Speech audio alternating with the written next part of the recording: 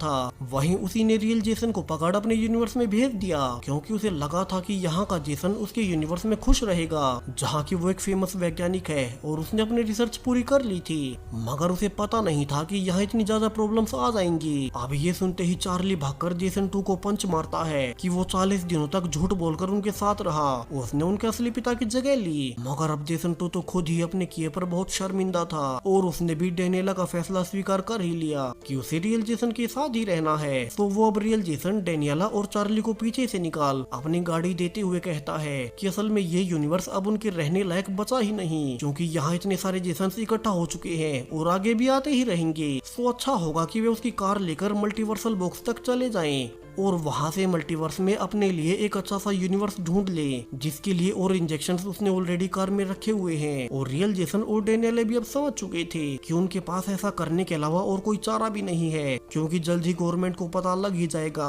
कि यहाँ एक से ज्यादा जेसन इकट्ठा हो गए हैं। तो अब आखिरी बार जेसन 2 ने गुड बाय बोल वहाँ से निकाल ही देता है, जहाँ की कार में पहले से इंजेक्शंस जेसन 2 ने छोड़ रखे थे वही वो खुद पीछे रह गया, क्योंकि अब वो अंदर से टूट चुका था। असल में वो कोई बुरा आदमी नहीं था, उसे तो बस अपनी गलती को सुधारना था जो कि उसने अपने यूनिवर्स में की थी, और इसके लिए उसने अपने यहाँ के वर्जन को मारा भी नहीं बल्कि उसे अपने यूनिवर्स में भेज दिया ताकि वो वहाँ खुश रहे। तो वहीं रियल जेसन, डेनियला और चार्ली तीनों ही नम आंखों से अपने यूनिवर्स को आखिरी बार देख रहे थे, क्योंकि आज के बाद शायद ही वे इस यूनिवर्स में वापस लौट पाएंगे। और तीनों ड्राइव कर उसी पुराने बिल्डिंग में जा पहुँचते हैं जहाँ की वो मल्टीवर्सल बॉक्स था, जहाँ से की ये पूरी कहानी शुरू हुई। लेकिन अब जब तीनों नीचे उतर ही रहे थे तो सामने जो भी देखते हैं उनकी आंखें फटी की फटी रह गई थी। दरअसल बॉक्स के सामने हजारों जेसन सो रहे थे, मानो वे उन्हीं का इंतजार कर रहे हो।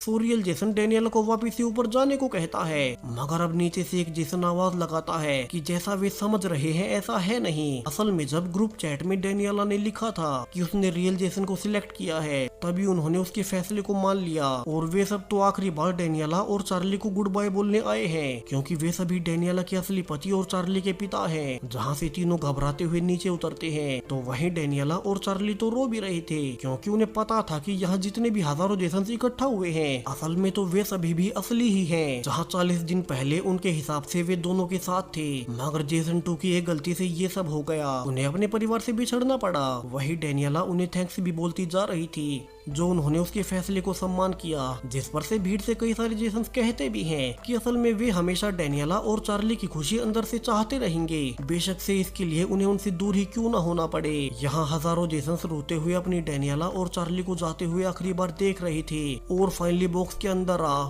डेनियला और